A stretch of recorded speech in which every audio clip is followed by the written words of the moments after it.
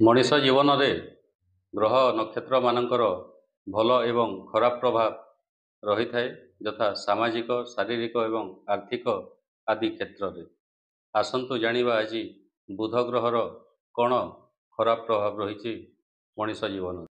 ଆମ ଜୀବନରେ ବୁଧ ଗ୍ରହ କେମିତି ଖରାପ ଅଛନ୍ତି, ବହୁତ ପ୍ରକାର ଲକ୍ଷଣ ରହିଛି। ଆସନ୍ତୁ ନଜର ପକାଇବା କ'ଣ ଅଛି ତାହା। ଆମମାନଙ୍କ ରିଲେସନ୍ ଭଉଣୀ, ମାଉସୀ, ପିଉସୀଙ୍କ ସହିତ ଖରାପ ହେବାରେ ଲାଗେ ଯଦି ଆମର ବୁଧ ଖରାପ ଅଛନ୍ତି।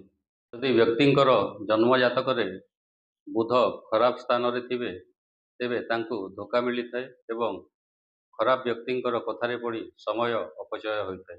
ମଣିଷ ବିଧର୍ମୀ ହୋଇ ପୂଜାପାଠ କରିଥାଏ। ସାଙ୍ଗମାନଙ୍କ ସହିତ ରିଲେସନସିପ୍ ଖରାପ ହେବାରେ ଲାଗେ ଯଦି ବୁଧ ଖରାପ ସ୍ଥାନରେ ଥିବେ।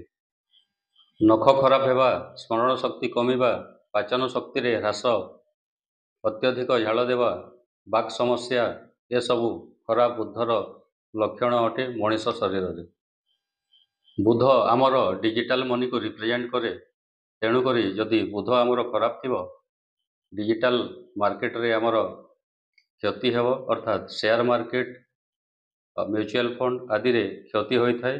ମଣିଷ ହଠାତ୍ ଋଣ ଲାଗିଯାଇଥାଏ ଏବଂ ବିଜନେସ୍ ମାନ୍ଦା ଚାଲିଥାଏ। ହରୋସ୍କୋପରେ ଯଦି ବୁଧ ଖରାପ ସ୍ଥାନରେ ଥିବେ, ତେବେ ପଢ଼ା ଲେଖାରେ ବ୍ୟକ୍ତିକୁ ମନ ଲାଗିନଥାଏ, ଇଣ୍ଟରଭ୍ୟୁରେ ବାରମ୍ବାର ଫେଲ୍ ହେବା, ତର୍କ ଶକ୍ତିରେ ହ୍ରାସ ହେବା ଏବଂ କମନ ସେନ୍ସ ଠିକ୍ ନ ରହିବା ଆଦି ଖରାପ ବୁଧର ଲକ୍ଷଣ ଅଟେ।